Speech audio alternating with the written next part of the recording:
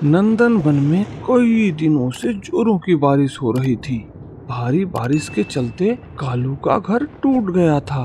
वह गट्टू के घर पहुंचा और दरवाजा खटखटाने लगा। अरे गट्टू, घर पर है भाई, दरवाजा खोल। मेरा घर टूट गया है, मैं बाहर भीग रहा हूँ। मुझे बारिश रुकने तक घर में रुकने दे। अरे तू रानू मौसी के घर चला जा। मेरा घर बहुत छोटा है, तेरे लिए जगह नहीं बना पाऊंगा। अगर मैंने बनाया तो मुझे रहना पड़ेगा बाहर। मुझे माफ कर और आगे देख किसी का घर। कालू निराश होकर रानू मौसी के घर पहुंचा और उन्हें आवाज लगाने लगा।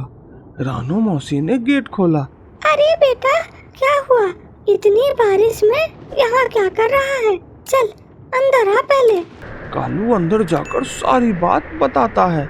तभी रानू मौसी का घर जोर जोर से हिलने लगता है। अरे मौसी, बाहर निकलो, लगता है घर टूटने वाला है।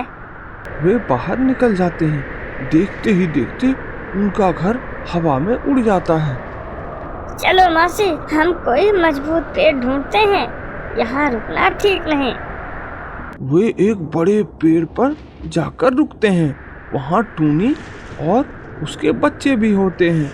उनका घर भी आंधी में टूट गया था। तभी एक बच्चा बोल उठा। अरे माँ, वो देखो, उस पहाड़ के पीछे से रोशनी आ रही है। हाँ, जरूर वहाँ मौसम साफ होगा, हमें वहाँ जाना चाहिए। हाँ मौसी, हम वहाँ चलते हैं। यहाँ रुकना ठीक नहीं, क्योंकि मौसम और खराब होता जा रहा है। फिर सभी उस भयानक आंधी में चल पड़े। जैसे तैसे वे वहां पहुंचते हैं। वहां एक विशाल बरगद का पेड़ था। उस पेड़ में एक गेट था जिसके पीछे से रोशनी आ रही थी। कालू ने हिम्मत करके वह दरवाजा खटखटाया। कोई है? हमें बस थोड़ी देर रुकने के लिए जगह दे दो।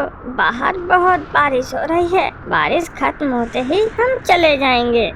दरवाजा खुलता है और एक पक्षी निकलता है। वह उनसे कहता है, तुमको अंदर जाना है? ठीक है, तो मेरे सवाल का जवाब दो। अगर सही हुआ तो अंदर जा सकते हो। सही जवाब इस जादुई घर की चाबी है। कालू के पास कोई भी रास्ता नहीं था। उसने हामी भर दी। चलो इस सवाल का जवाब दो। एक कमरे में 3 रास्ते हैं। पहले पर लिखा है यहाँ से जाओ, जल्दी पहुँचोगे। दूसरे पर लिखा है आराम से जाओ, ये सही रास्ता है। और तीसरे पर कुछ नहीं लिखा। तो बताओ कौन सा रास्ता सही है? कालू सोचने में था कि तभी वहाँ गट्टू पहुँच गया। फिर कालू ने काफी सोचने के बाद जवाब दिया। जो सच होता है उसको खुद को साबित करने की जरूरत नहीं होती, इसलिए तीसरा वाला रास्ता ही सही रास्ता है। बहुत सही जवाब दिया तुमने। चलो अब तुम में से कोई 2 परिवार ही रह सकता है अंदर। मुझे रहने दीजिए, मेरे 2 छोटे बच्चे भी हैं और मुझे भी। मैं बहुत बूढ़ी हो गई हूँ, इस आंधी और बारिश को मैं झेल नहीं पाऊंगी। और कालू, तुम क्या चाहते हो? मैं चाहता हूँ रानू मौसी और टूनी बहन अपने बच्चों के साथ रहे, और अगर जगह बचती है तो गट्टू को दे दी जाए। मैं बारिश को झेल सकता हूँ बाहर रहकर, पर ये सब नहीं। वाह कालू, तूने आखिरी परीक्षा भी पास कर ली है। तुम सब यहाँ रह सकते हो जब तक चाहो तब तक। ये दरवाजा नेक दिल वाला ही खोल सकता था।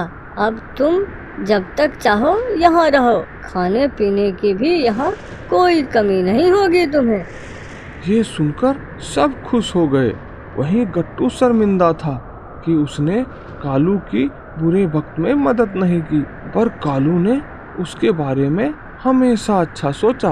चल गट्टू, अब अंदर चले, बाकी जो हुआ उसके बारे में मत सोच। सभी खुशी खुशी घर के अंदर जाने को तैयार थे। दोस्तों, अगर मेरी कहानी आपको अच्छी लगती है तो चैनल को लाइक और सब्सक्राइब करना ना भूलें।